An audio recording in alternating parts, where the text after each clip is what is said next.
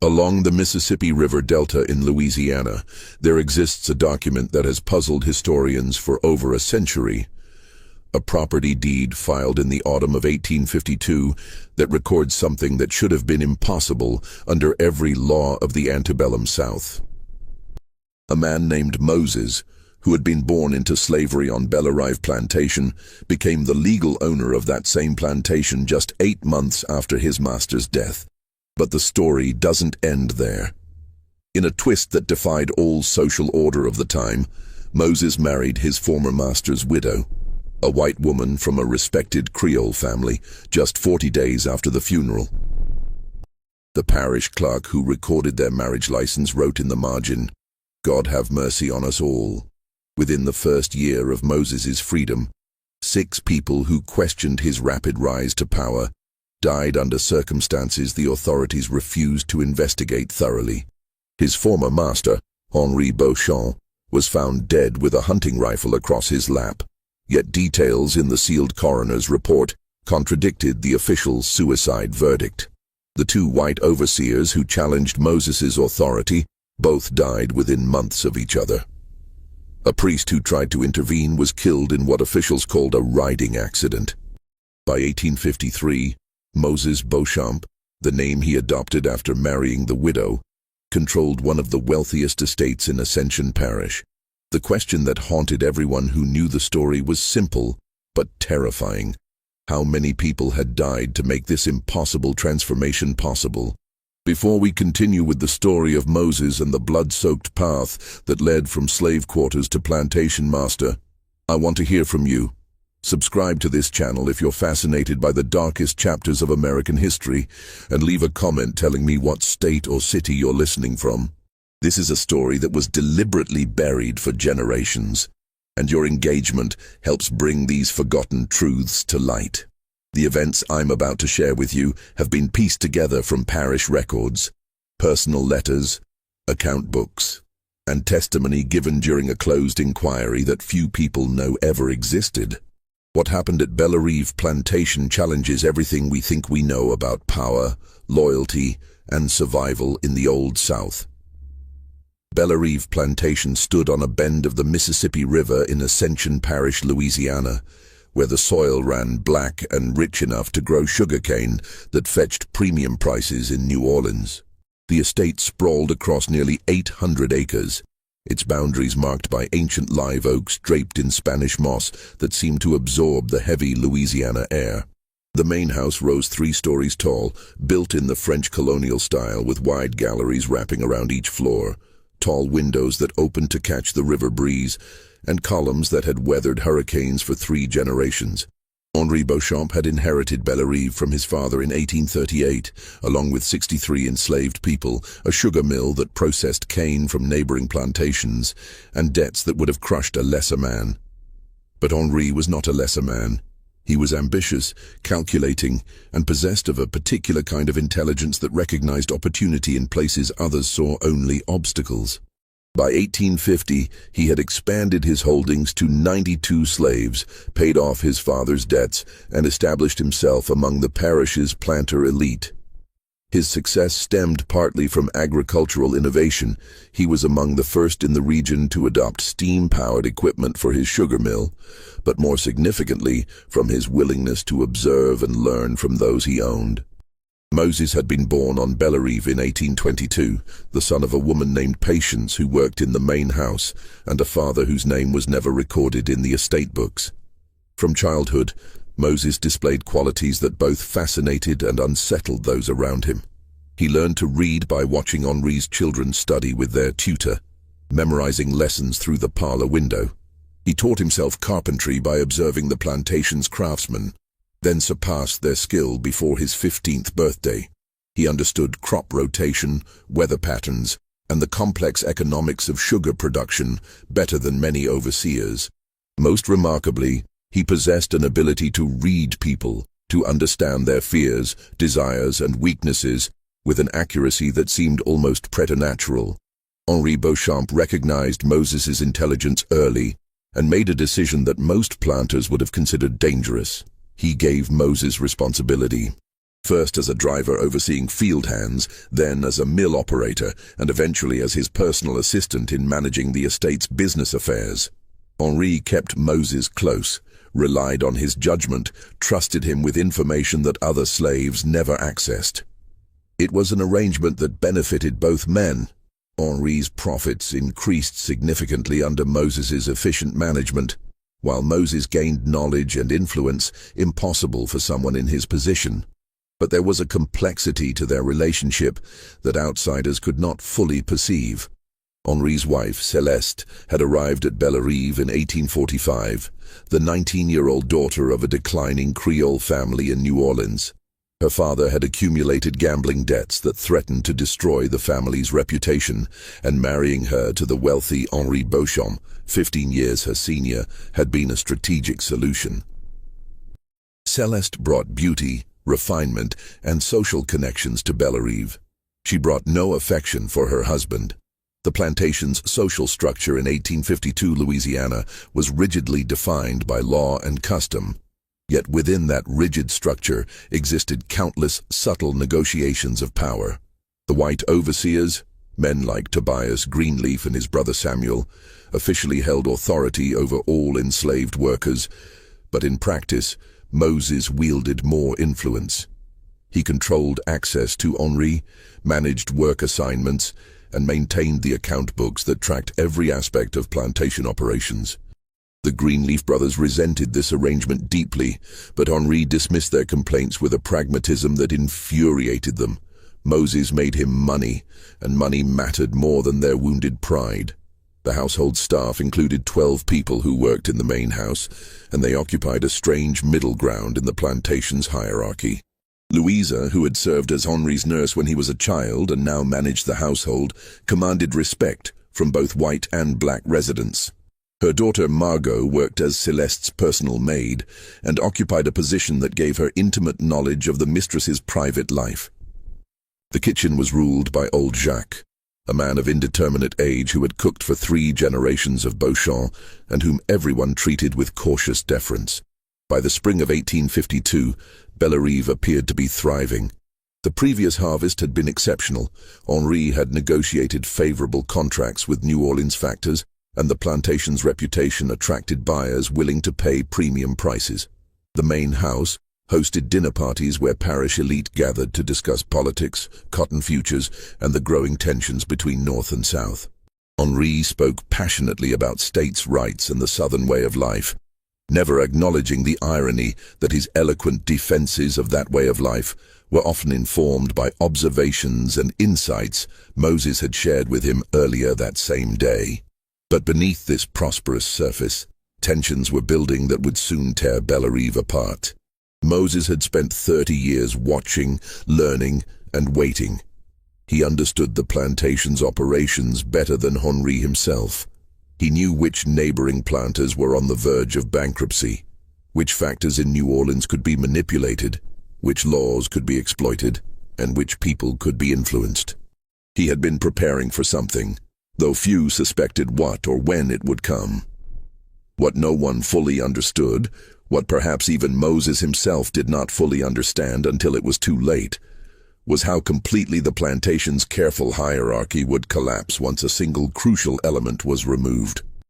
The entire structure of Bellerive rested on Henri Beauchamp's authority, and that authority rested on nothing more substantial than tradition, law, and the collective agreement that it should be so. Remove that foundation, and everything built upon it would have to be renegotiated. The summer of 1852 would reveal just how fragile that foundation truly was. The evening of June 17, 1852, began like countless others at Bellerive. The day's heat had been oppressive even by Louisiana standards, driving everyone to seek shade by mid-afternoon.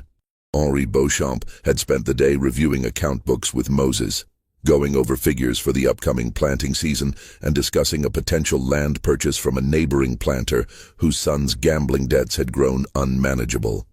They had worked in Henri's study, a room on the second floor of the main house that overlooked the river, its windows open to catch whatever breeze might stir the thick air. Celeste had complained of a headache and remained in her chambers for most of the day, attended only by Margot. This was not unusual. Celeste frequently retreated from the household, claiming various ailments that required privacy and rest. The household staff had learned not to disturb her during these episodes, though Louisa sometimes muttered that a woman who ate so little and slept so much was inviting illness rather than recovering from it.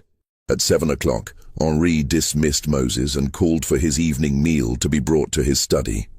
He had letters to write, he said, and preferred to work undisturbed. This, too, was not unusual. Henri often conducted business correspondence in the evening, particularly during the planting and harvest seasons. Louisa supervised as Jacques prepared a tray with cold chicken, bread, cheese, and a bottle of Henri's preferred claret. Margot carried the tray upstairs, knocked on the study door, received Henri's acknowledgement, and left it on the table just inside the entrance.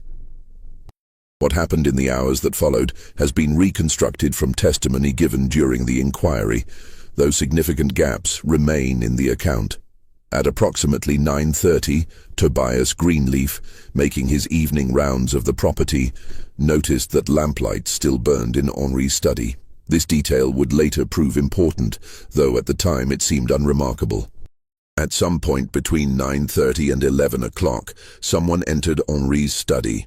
The door had been locked from the inside, but whoever entered possessed either a key or the ability to persuade Henri to unlock it. At 11:45, Louisa was awakened by a sound she described as something heavy falling. She rose, lit a candle, and made her way through the dark house toward Henri's study.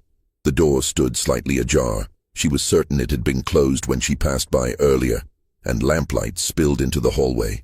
She pushed the door open and saw Henri Beauchamp slumped in his desk chair, his head thrown back at an unnatural angle, his hunting rifle across his lap, and a significant amount of blood on the wall behind him. Louisa's scream brought the household running. Within minutes, Moses, Celeste, Margot, the Greenleaf brothers, and several house servants had gathered in the study. The scene appeared straightforward. Henri had shot himself with his own rifle, the barrel placed beneath his chin. The weapon was one he kept mounted above his desk, a Kentucky long rifle that had belonged to his grandfather.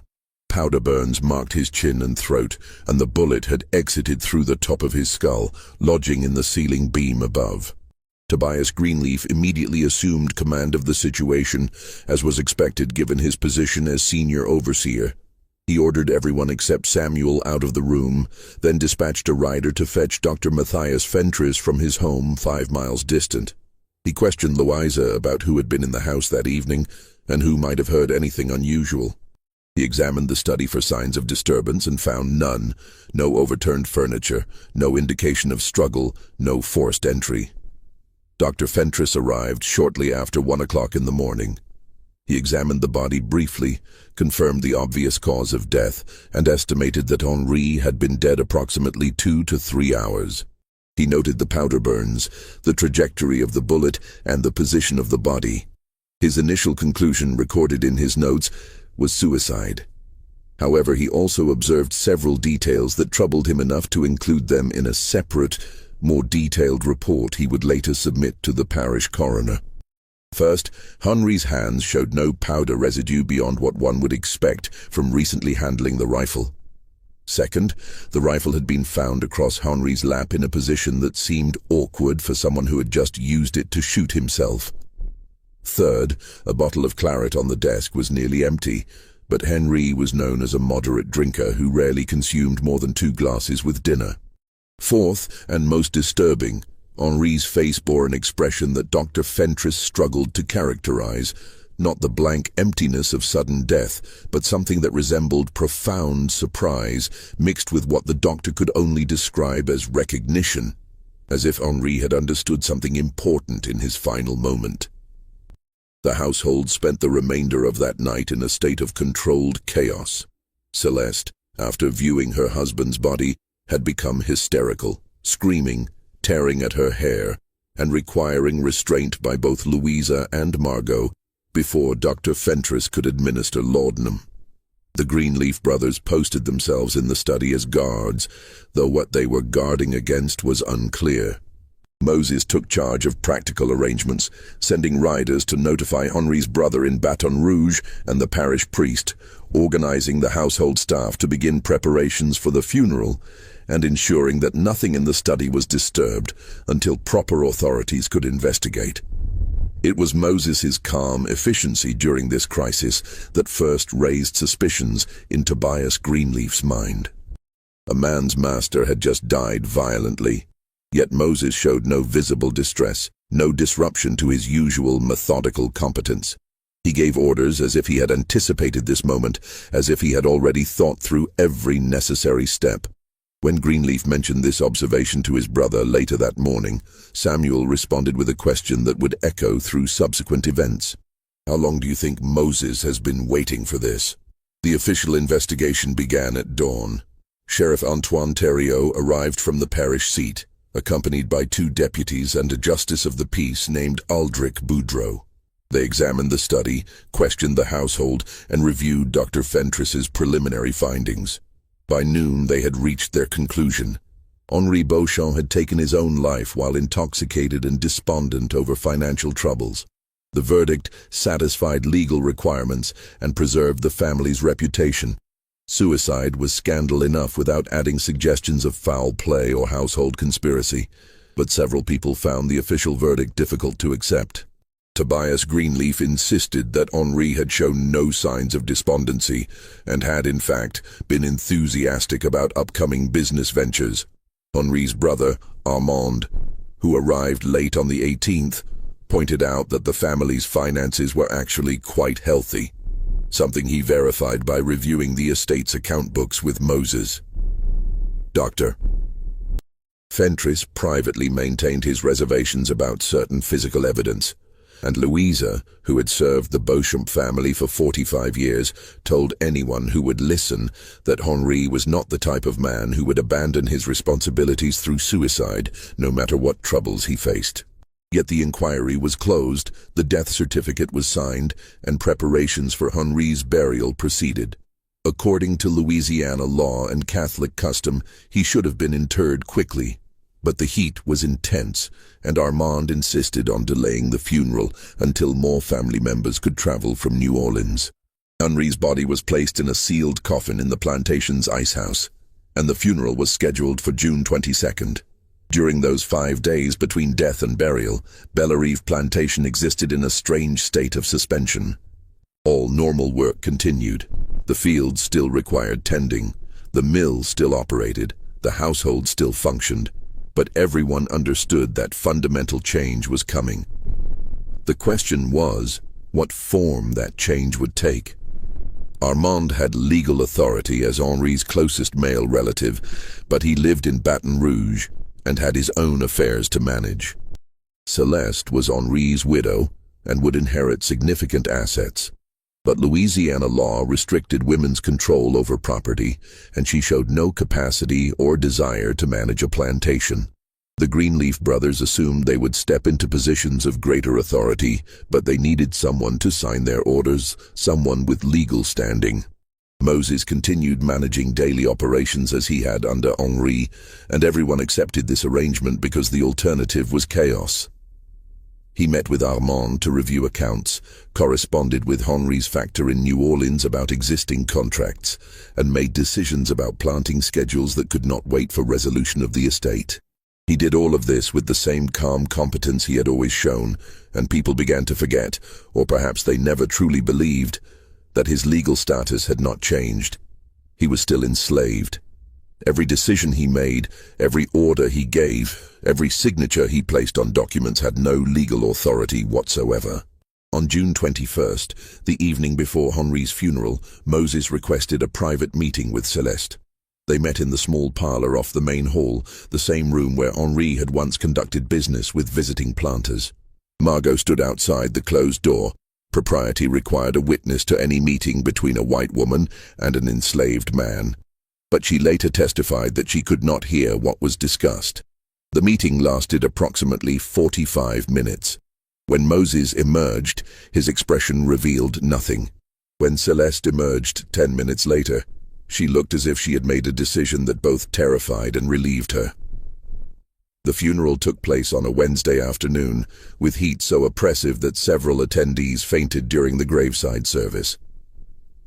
Father Dominique Leblanc conducted the ceremony, speaking of Henri's contributions to the parish, his business acumen, and his devotion to the Southern cause. He did not mention suicide. Such things were not discussed openly, but everyone present understood the implications of the carefully chosen words about God's mercy and the mysterious trials that test even the strongest souls. Armand Beauchamp departed immediately after the funeral, explaining that urgent business required his return to Baton Rouge. Before leaving, he had a brief conversation with Tobias Greenleaf, in which he stated that the plantation's management would remain under current arrangements until the estate was properly settled. What those current arrangements were exactly, he did not specify. Greenleaf understood that he was being told to accept Moses's continued authority, at least temporarily, and this understanding did nothing to diminish his growing resentment. That evening, as the household was settling after the exhausting day, Louisa was cleaning Henri's study, a task she had delayed as long as possible, when she noticed something that stopped her cold. The hunting rifle that had killed Henri was back in its usual place above the desk. She was certain it had been taken as evidence by Sheriff Theriot. She was even more certain that she had not seen anyone return it. She mentioned this to Moses, who told her that Armand had arranged for its return before departing. This explanation was reasonable, yet something about the way Moses delivered it, or perhaps something about the way the rifle now hung cleaned and oiled, as if waiting to be used again, left Louisa profoundly uneasy. One other detail from that day deserves mention. Late in the evening, after most of the household had retired, Margot was helping Celeste prepare for bed, when she noticed that her mistress was wearing a necklace Margot had never seen before. It was a simple piece, a gold chain with a small locket, old-fashioned in style but well-crafted. When Margot asked about it, Celeste touched it absently and said it had belonged to her grandmother. Margot did not press the question, though she thought it odd that Celeste would choose to wear a new piece of jewelry on the day of her husband's funeral. She did not know, could not have known, that inside the locket was a small curl of dark hair and a folded paper containing 7 words written in Moses's distinctive hand. What we have begun cannot be undone.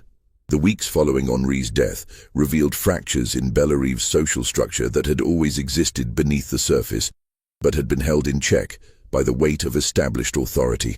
With that authority removed, every relationship, every assumption, every unspoken arrangement came into question. The plantation did not collapse immediately. That would come later, but it began a slow transformation that alarmed everyone who understood what they were witnessing. Moses continued to run Bellerive's operations with an efficiency that even the Greenleaf brothers could not fault.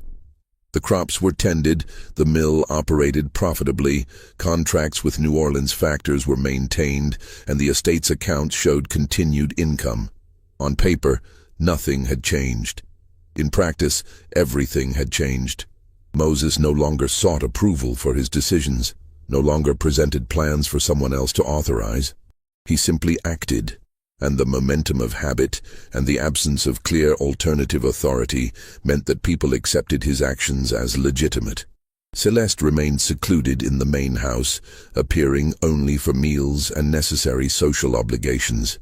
She met weekly with Father Leblanc, who visited to provide spiritual comfort during her mourning period. She received condolence calls from neighboring plantation wives, though these visits became less frequent as rumors began to circulate about her relationship with Moses. She wore black, observed the proper forms of widowhood, and gave no outward indication that she was anything other than a grieving wife awaiting settlement of her husband's estate. But those who worked in the main house knew better. Margot, whose position as Celeste's personal maid gave her intimate access to her mistress's private life, observed meetings between Celeste and Moses that occurred with increasing frequency and decreasing pretense of propriety. They met in the parlor, in Henri's former study, on the gallery in the evening. They spoke in low voices, sometimes in French, which Moses had somehow learned despite having no formal education. They reviewed documents together, documents that Margot glimpsed but could not read, papers covered with legal language and official seals. Louisa noticed changes in the household's operation that suggested a shift in authority. Celeste began making decisions about provisions, about which servants should be assigned to which tasks, about matters that widows typically left to male relatives or overseers. But her decisions were never announced directly. They came through Moses, delivered with such matter-of-fact confidence that people complied before questioning whether Celeste actually had the authority to make such determinations. The Greenleaf brothers recognized that their position was being undermined, but they struggled to articulate exactly how or to identify a specific violation they could challenge. Moses gave them no direct orders. That would have been an inexcusable breach of racial hierarchy.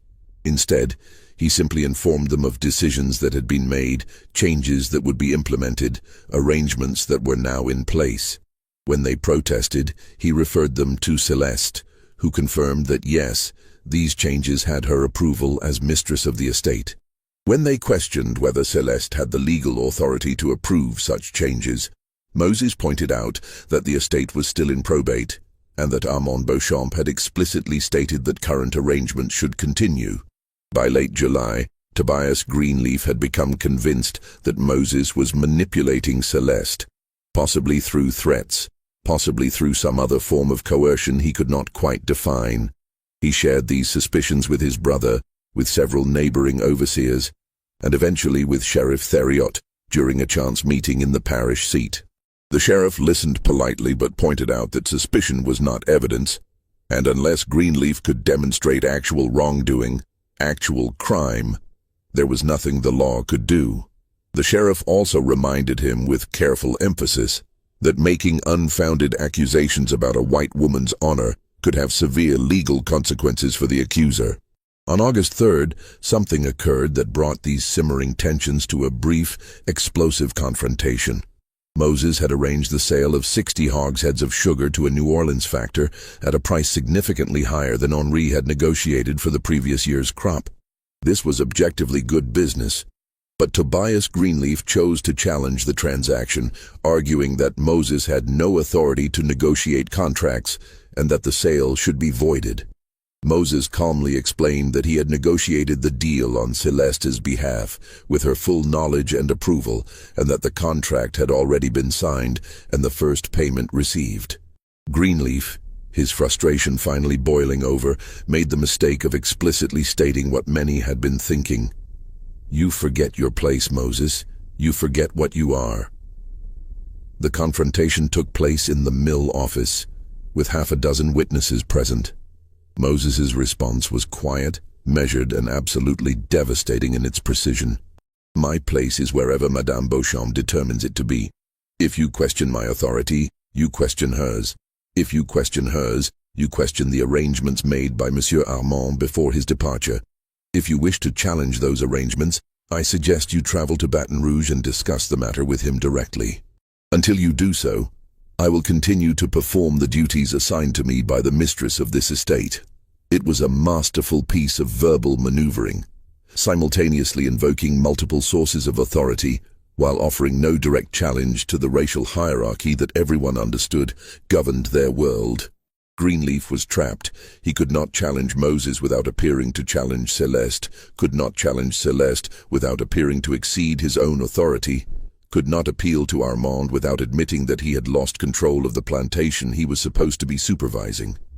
That same evening, Tobias Greenleaf began drafting a letter to Armand Beauchamp, detailing his concerns about Moses's growing influence and requesting clarification about the estate's management structure. He was still working on this letter when, 2 days later, he fell ill with symptoms that Dr.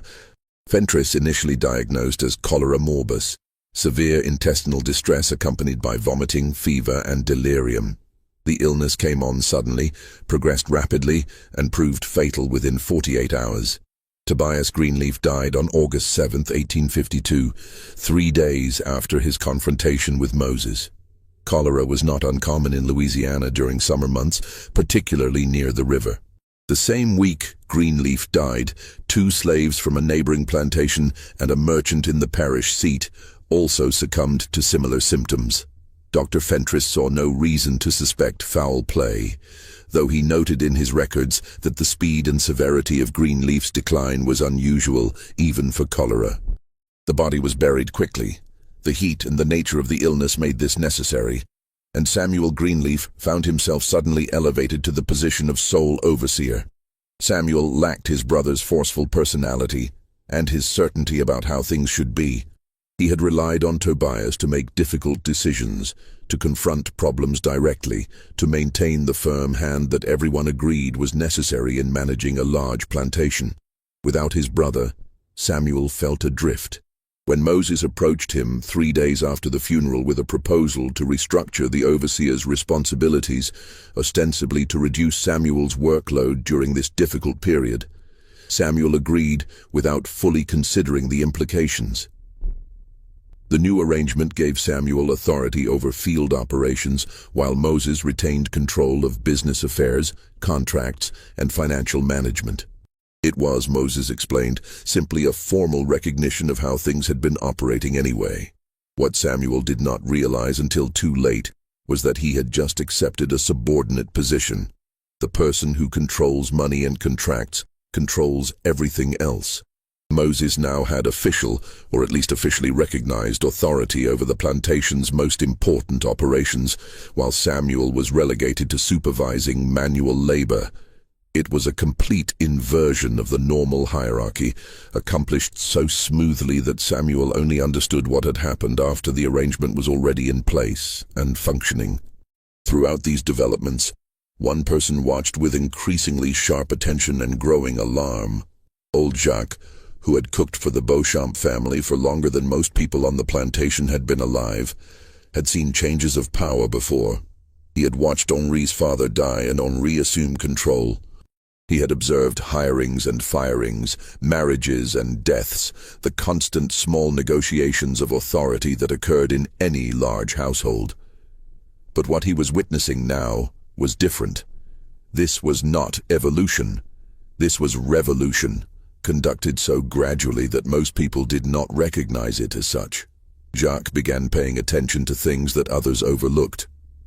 He noticed that Celeste no longer took her meals in the formal dining room, but instead ate in her private chambers, with Margot bringing trays that Moses had personally selected from Jacques' kitchen.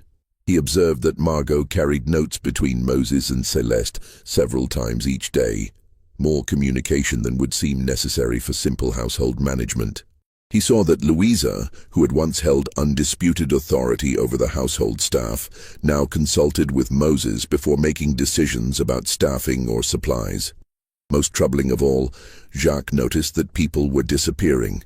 Not literally disappearing, nothing so dramatic, but gradually being removed from positions where they might observe or interfere with whatever was unfolding. 3 house servants had been reassigned to field work, a change that Moses explained as necessary due to reduced household needs during mourning. 2 field workers known for their loyalty to the Greenleaf brothers had been sold to a neighboring plantation, a transaction Moses described as financially advantageous.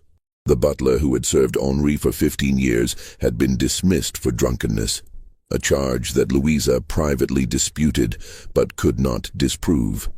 When Jacques mentioned these observations to Louisa, she responded with something that surprised him: fear. Not anger, not indignation, but genuine fear. "Do not speak of these things," she told him. "Do not even think them too loudly. There are changes coming that we cannot prevent, and the only safety is in not noticing them." On September 12, 1852, exactly 12 weeks after Henri Beauchamp's death, Moses appeared before Justice Boudreau in the parish seat, accompanied by Celeste and a lawyer from New Orleans named Edouard Lafleur. The purpose of their visit was to present documents related to Henri's estate and to request the court's approval of certain arrangements. The documents included Henri's will, which had apparently been revised just 2 months before his death, a power of attorney granting Celeste authority to manage the estate during probate, and a manumission paper for Moses, signed by Henri and dated April 15, 1852. The will was straightforward enough. It left the bulk of Henri's estate to Celeste, with provisions for his brother Armand, and small bequests to several friends and distant relatives. Nothing in the will was unusual for a man without children. The power of attorney was also unremarkable, giving Celeste broad authority to conduct business on the estate's behalf during the probate period. The manumission paper was more problematic. It stated that Henri Beauchamp, in recognition of Moses's faithful service, exceptional intelligence, and invaluable contributions to the prosperity of Bellerive Plantation, hereby granted him freedom to take effect immediately. It was properly executed, with Henri's signature and the required witness signatures. But it had never been filed with the parish clerk, as Louisiana law required for manumissions to be legally valid. Moses's lawyer argued that this was a mere technicality, that Henri had clearly intended to grant freedom and had executed the proper document, and the failure to file was an administrative oversight that should not invalidate Henri's explicit wishes. Justice Boudreau was not a naive man. He understood that he was looking at a situation that violated every norm of Louisiana society, that challenged assumptions about race and power that formed the foundation of the entire system. He also understood that he was being presented with technically legal documents, properly executed and notarized. He could reject them. He had the authority to do so. But on what grounds? Because the situation made him uncomfortable? Because it seemed suspicious? Because it violated unwritten rules about how things should be? After considerable deliberation, Justice Boudreau accepted the documents for filing. He approved the manumission, granted Celeste the requested authority, and entered the will into probate. In his private journal that evening he wrote, "I have today performed an act that may haunt me for the rest of my life. I have set in motion events that I suspect will not end well. But I have been presented with legal documents that meet all requirements of law, and I have no basis on which to reject them. May God forgive me if I have been deceived, and may He protect those who may suffer from my decision." The news of Moses's manumission spread through the parish with remarkable speed. Reactions ranged from disbelief to outrage to a kind of fascinated horror. Neighboring planters began avoiding contact with Bellerive, treating it as if it were contaminated. The parish elite, who had once attended Henri's dinner parties, now refused invitations to visit. Father Leblanc continued his pastoral visits to Celeste, but he made clear his deep reservations about the situation and urged her repeatedly to consider the consequences of her choices. Samuel Greenleaf, upon hearing that Moses was now legally free, submitted his resignation effective immediately. He could not, he said, continue working under such circumstances. Moses accepted his resignation with perfect politeness and hired a new overseer within a week, a man named Amos Pritchett, who had worked on plantations in Mississippi and who seemed either ignorant of or indifferent to the unconventional arrangement at Bellerive. Throughout all of these developments, Moses maintained the same calm demeanor he had always shown. He conducted business, managed operations, and spoke with unfailing courtesy to everyone. He made no dramatic gestures, issued no proclamations, engaged in no behavior that could be characterized as insolent or presumptuous. He simply continued doing what he had been doing, with the single but monumental difference that he now did it as a free man. The question that everyone asked, that some asked openly and others only in whispers, was how this had happened. How had Moses convinced Henri to sign a manumission paper? How had he obtained Henri's revised will? How had he persuaded Celeste to support his freedom and to work with him in managing the estate? The obvious answer, the answer most people assumed, was that Moses had somehow manipulated or coerced these things through threats, blackmail, or exploitation of Celeste's grief and vulnerability. But a few people, those who had observed most closely, suspected something more complex and more disturbing. They suspected that Moses had spent years, perhaps his entire life, preparing for this moment. That he had studied Henri so thoroughly that he understood exactly how to present himself as indispensable. that he had cultivated Celeste's trust and possibly her affection through calculated attention over months or years, that he had positioned himself so strategically that when Henri died, he was the only person who could hold the estate together, making his freedom and authority necessary rather than simply desired. And beneath these suspicions lay an even more troubling question that few people dared to voice. Had Henri Beauchamp really taken his own life? Or had Moses engineered his death so skillfully that it appeared to be suicide? The official investigation had been cursory, the evidence circumstantial, the conclusion convenient. Dr. Fentress's reservations had been noted but never seriously pursued. The hunting rifle had been returned to its place above the desk with suspicious speed, and the one person who had directly challenged Moses's authority, Tobias Greenleaf, had died suddenly just days after that challenge. These questions had no answers, only implications, and the implications were terrifying enough that most people preferred not to think about them too carefully. It was easier to accept the official explanations, to believe that Henri had succumbed to despair, that Moses had simply been fortunate, that Celeste was a confused widow making poor decisions under the influence of grief.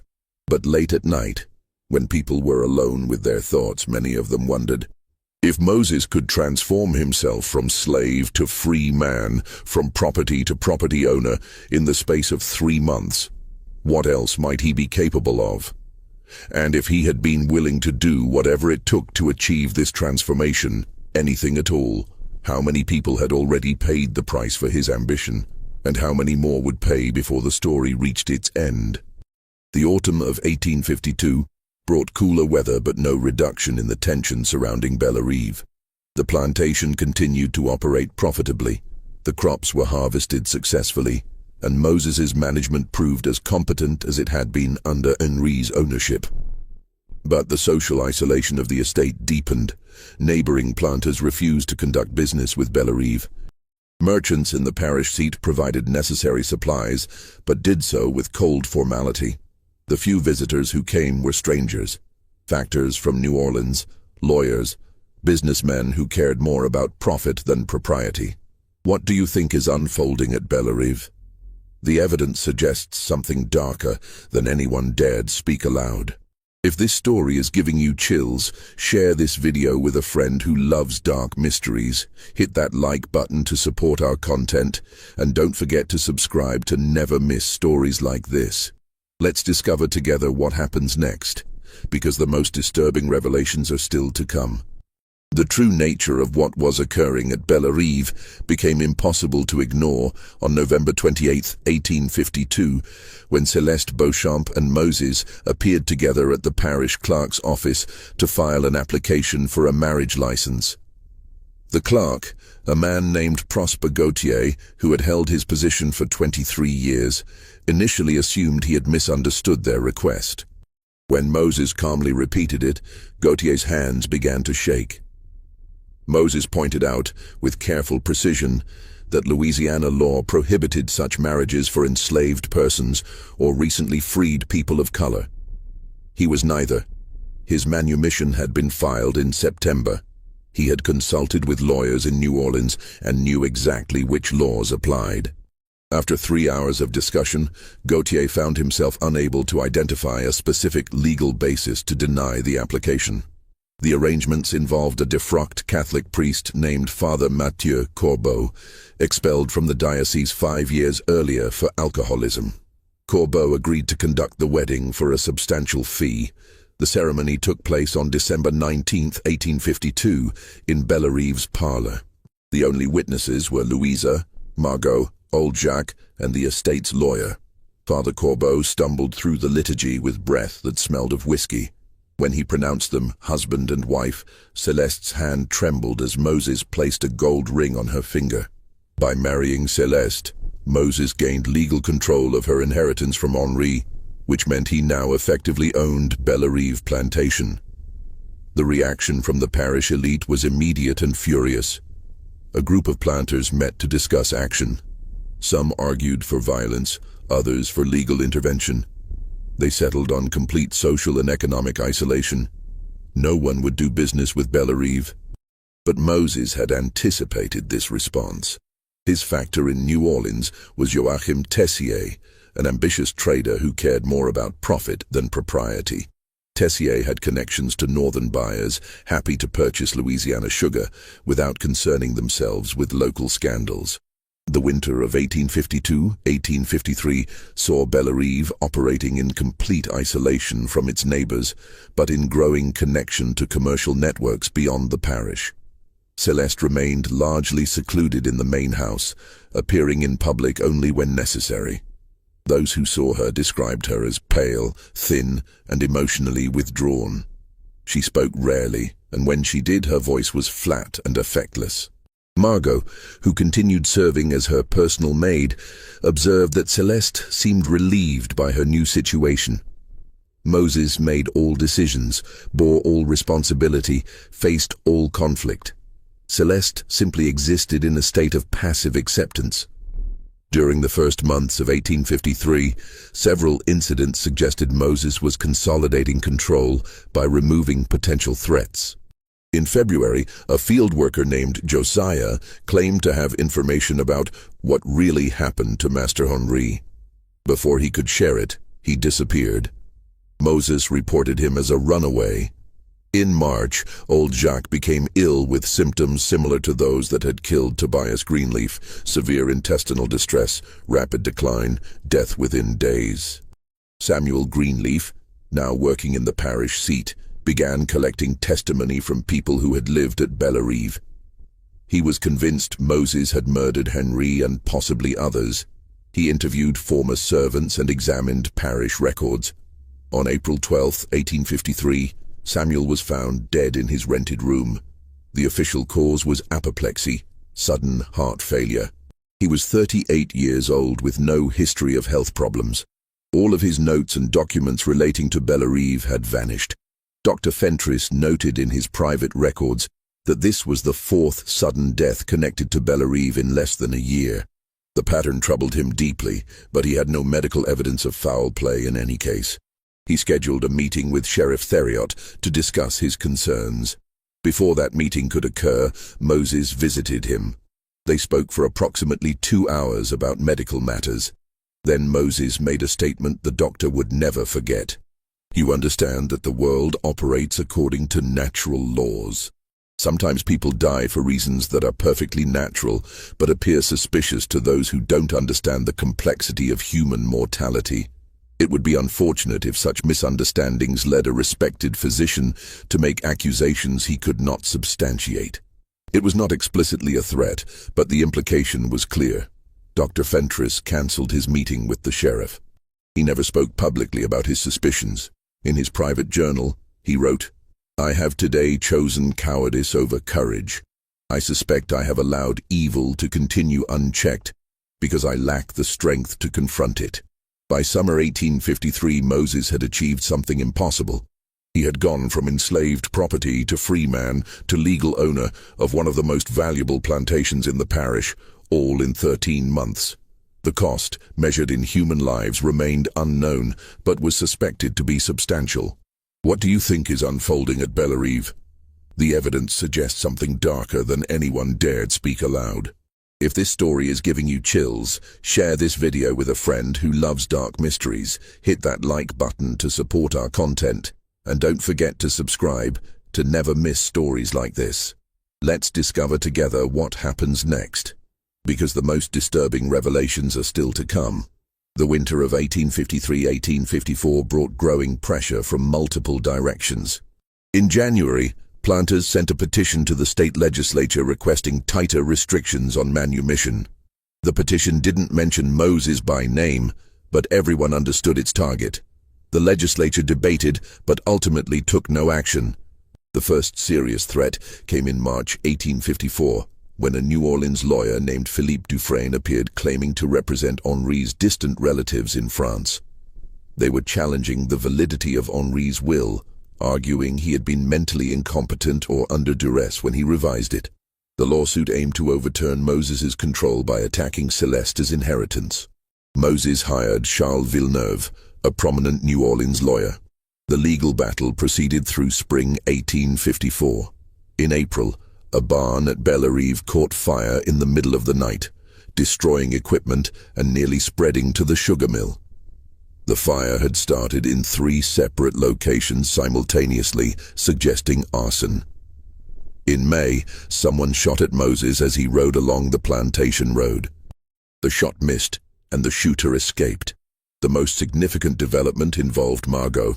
Her position gave her intimate knowledge of everything occurring in the main house. In June 1854, she approached Father Leblanc during a pastoral visit. She told him she believed Moses had murdered Henri and that she had evidence. Letters between Celeste and Moses that predated Henri's death by several months. The letters demonstrated a relationship that was intimate and conspiratorial, focused on shared plans for the future.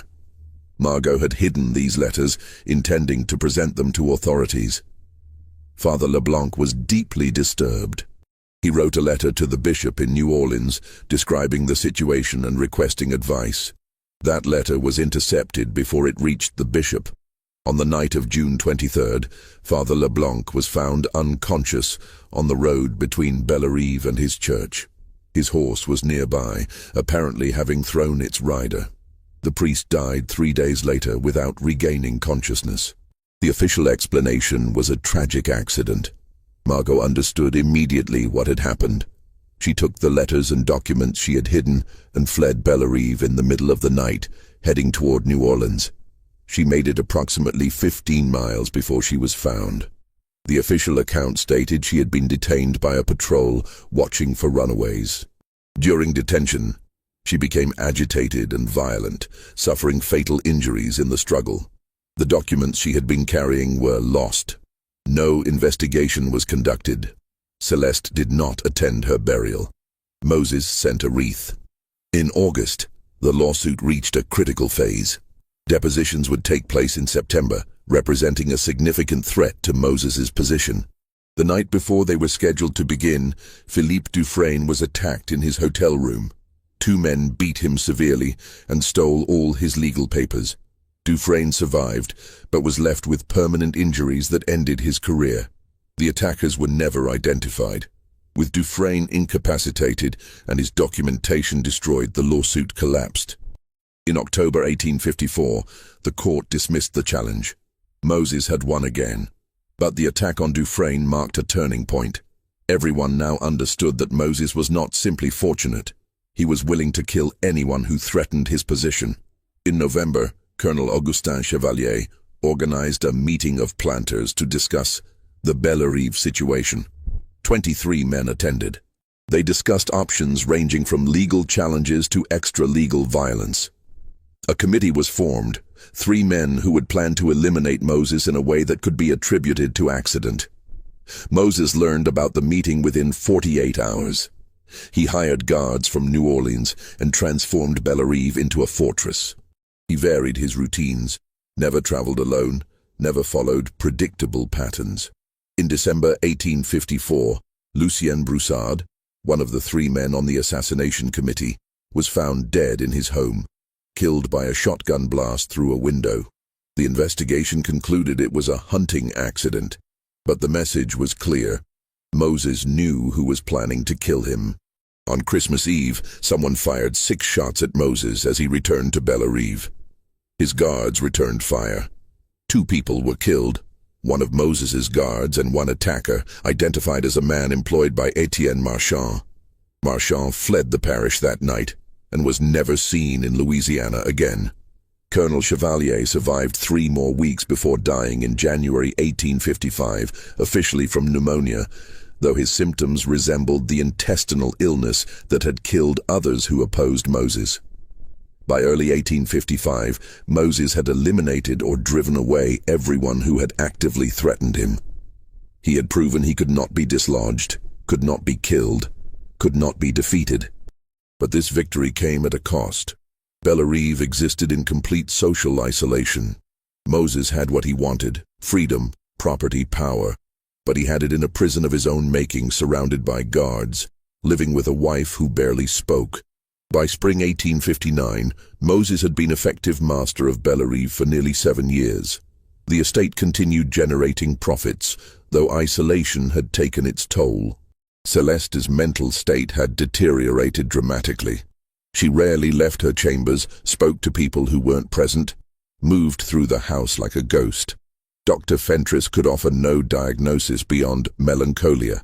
In May 1859, Louisa died peacefully at age 72. She left behind a sealed letter addressed to Dr. Fentress.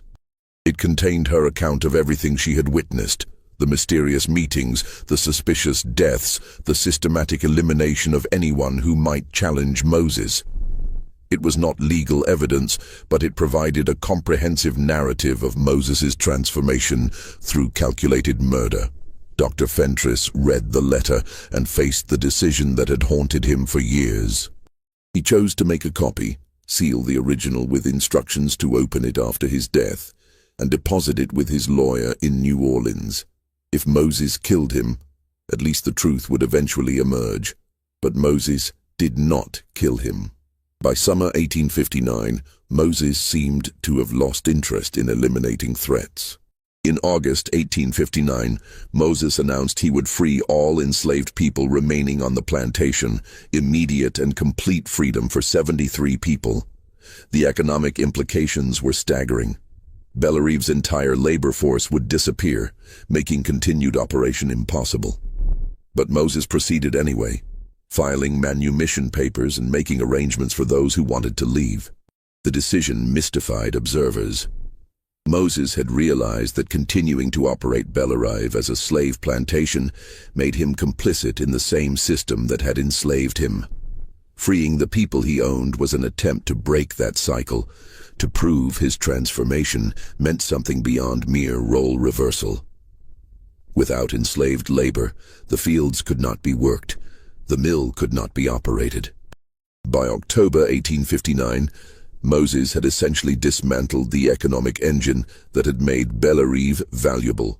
Celeste's condition reached crisis. In September, she stopped eating entirely. Dr. Fentress found her in profound physical and mental collapse, conscious but unresponsive, existing in a state between life and death. Celeste died on October 17, 1859, 7 years and 4 months after Henri's death. The official cause was wasting disease and melancholia. Moses did not attend the funeral, sending only a wreath and a note. May she find the peace that eluded her in life. After Celeste's death, Moses was sole owner of Bellerive. He had finally achieved absolute control, and he discovered it meant nothing to him. In November, he began selling off parts of Bellerive: the mill, sections of land, equipment, livestock, furniture. By December, only the main house and a few surrounding acres remained. On December 28, 1859, Moses summoned Dr. Fentress. The doctor found him in Henry's study, surrounded by documents, looking physically healthy but emotionally exhausted. Moses poured brandy and began to speak. What he said, Dr. Fentress would later record in his journal. Moses did not confess to murder, but he spoke about the nature of power, about what it cost to obtain and maintain. He spoke about slavery and freedom, about how both involved forms of control. He spoke about Celeste, about how their relationship had begun years before Henri's death, about how they had planned together to create circumstances allowing them both to escape. He did not say explicitly they had killed Henri, but the implication was clear. He did not detail the other deaths, but he acknowledged that many obstacles were removed and necessary actions were taken. Most disturbing, he spoke about regret. Not moral regret for people killed, but practical regret that his methods had isolated him so completely that victory became indistinguishable from defeat. He had achieved impossible transformation, but created a life that satisfied him less than the one he had escaped. At the end, Moses asked, "If you could know with absolute certainty that a terrible injustice would be corrected through terrible methods, would you accept that bargain? Would you sacrifice others, many others, to achieve something that should never have been denied to you?" Dr. Fentress replied that he did not know. Moses smiled. "That is the correct answer. Anyone who answers confidently does not understand the question." That was the last time Dr. Fentress saw Moses Beauchamp. On January 12, 1860, Moses disappeared from Bellerive.